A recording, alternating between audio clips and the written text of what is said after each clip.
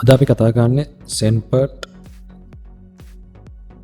4T520 කියන desktop printer brand එක.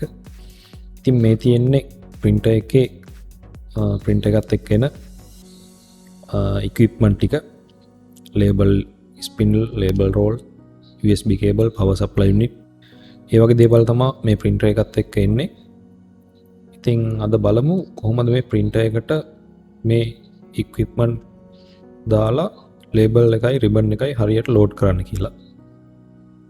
මුලින්ම මේ විදිහට printer එකේ cover එක open කරගන්න ඕනේ.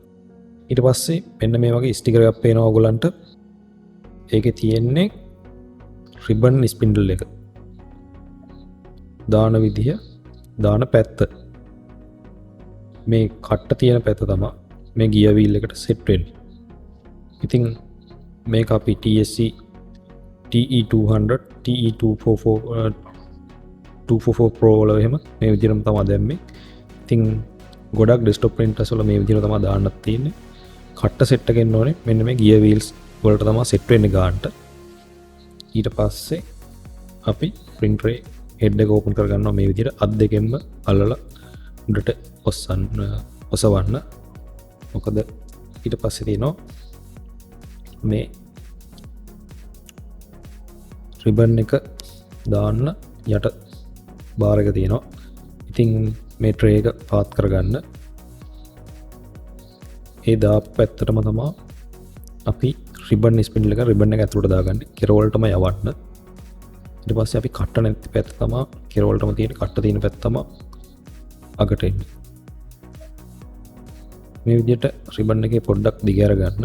ඊට පස්සේ මේ කට්ට නැති පැත්තෙන් තමයි තල්ලු කරන්නේ ස්ප්‍රින් එක තියෙන පැත්තට. ඊට පස්සේ ගානට මේ ගියර් වීල්ස් තියෙන තැනට සෙට් වුණාම මෙන්න මේ වගේ කිටිස් ගාලා ඔයගලන්ට අදිනකොට සද්දයක් එයි. ගානට රිබන් එක උඩට කරකව ගන්න.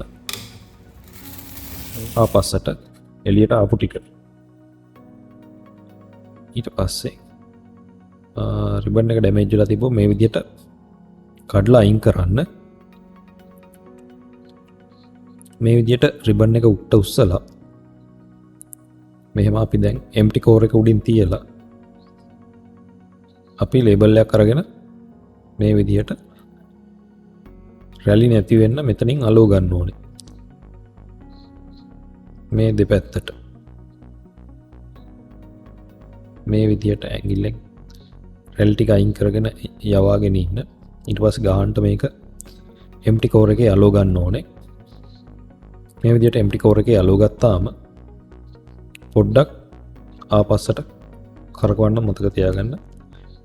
විශේෂයෙන්ම රැලි නැති වෙන්න ඕනේ කියන එක මතක තියාගන්න. මේ විදිහට මේ වම් පැත්තේ තියෙන ගියර් වීල් එක පොඩ්ඩක් කරකවන්න. බාන එක රැල්ලක්වත් ඇවිල්ලා නැහැ. ඉතින් මේ විදිහට තමයි හරියට රිබන් එක දාගන්නේ. ඊට පස්සේ අපි බලමු කොහොමද ලේබල් එක දාන්න කියලා.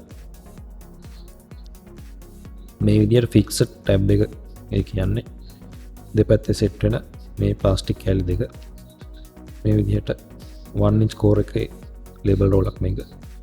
මේ ලේබල් shaft එක මේ විදිහට දා ගන්නවා. මෙහෙම දාගෙන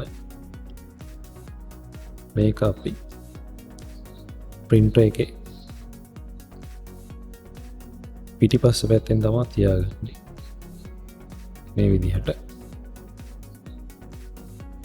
තියාගෙන මේක අපි gap sensor එක හරහා යවන්න ඕනේ. ඊට පස්සේ label adjusters දෙක තමයි මේ දෙපැත්තෙන් තියෙන්නේ. ඊට පස්සේ දැන් අපිට දාගන්න පුළුවන් ගානට label roll දාගන්න තැන කට්ට දෙකට.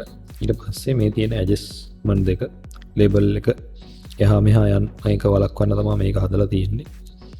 ඉතින් මේක ලේබල් එක පොඩි වෙන්නේ නැති වෙන්න මෙන්න මේ විදිහට හදා ගන්න ඕනේ. ගානට පොඩි වෙන්න කරන්න එපා. ගානට ලූස්ලි ටයිට් විදිහට තියාගන්න.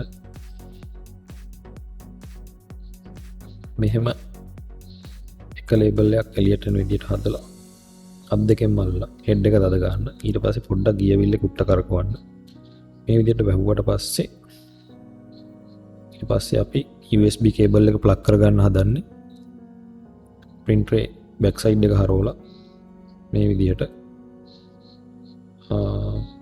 හරියට පැත්ත බලලා USB කේබල් එක ප්ලග් කරගන්න ඕනේ. මෙන්න මේ විදිහට හරියටම පැත්ත බලලා තද වෙන්න දාගන්න ඕනේ. මොකද ලූස් වුණොත් එතනත් අවුල් වෙන්න පුළුවන්. ඊට පස්සේ අනිත් පැත්ත අපි ඔයාගේ ලැප්ටොප් එකට හරි ඩෙස්ක්ටොප් එකට හරි ප්ලග් කරගන්නවා. මෙන්න මේ විදිහට USB port එකට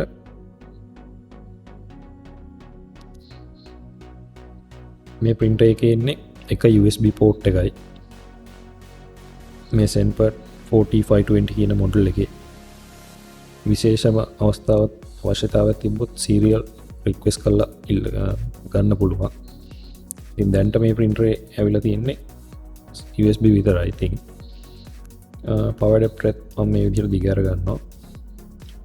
power adapter ඇවිල්ලා තියෙන 3 pin socket එකක් එක්ක. ඉතින් power adapter තියෙන්නේ USB port එකට එහා පැත්තේ කෙරවලේම. ඉතින් මේ විදිහට plug කරගෙන මම power adapter එකට power දෙනවා. මතක තබා ගන්න මෙතනදී විශේෂ දෙයක් power adapter අපි කෙලින්ම මම දැන්ට මෙතනදී පාවිච්චි කරන්නේ multi plug එකක්. පුළුවන් නම් multi plug ගන්න නැතුව කෙලින්ම direct wall socket එකකට වගේ කනෙක්ට් කරලා පාවිච්චි ගන්න බලන්න. මොකද සමහර sockets තියෙනවා, කියන්නේ multi plugs short වෙන්න තියෙන ප්‍රවණතාවය ගොඩක් වැඩි. මොකද අනිත් එක ඒවෙන් හරියට කරන්ට් එක එන්නේ නැහැ. ඉතින් ඒ හන්දා පුළුවන් තරම් wall socket එකකටම ගහන්න. power adapter ආයු කාලය වගේම printer motherboard එකේ ආයු කාලයත් ගොඩක් තියාගන්න පුළුවන්. මේ විදිහට මේ wall socket එකකින්ම ගත්තොත් ඉතින් පුළුවන් තරම් try කරන්න wall socket එකකින් ගන්න. දැන් ඊට පස්සේ අපි power on කරනවා printer එකේ. මේ විදිහට power on කළාම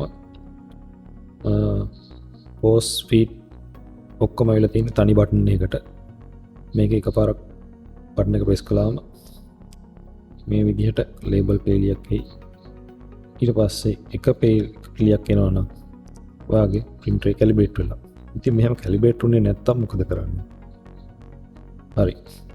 මෙච්චරයි කරන්න තියෙන්නේ. printer off කරන්න. off කළා මේ බටන් එක ඔබාගෙන අතාරින්න එපා. බටන් එක ඔබාගෙන ඉන්න. බටන් එක ඔබාගෙනම on කරන්න. ඊට පස්සේ ටික වෙලාවකින් රතු පාට වෙලා බටන් එක මේ විදිහට ලේබල් පේලියක් එයි. ඊට පස්සේ ඒක කඩලා දාලා ආයි feed බටන් එක ඔබන්න. මේ විදිහට එක ලේබල් එකක් එනවා නම් ඔයාගේ printer එක ගානට calibrate වෙලා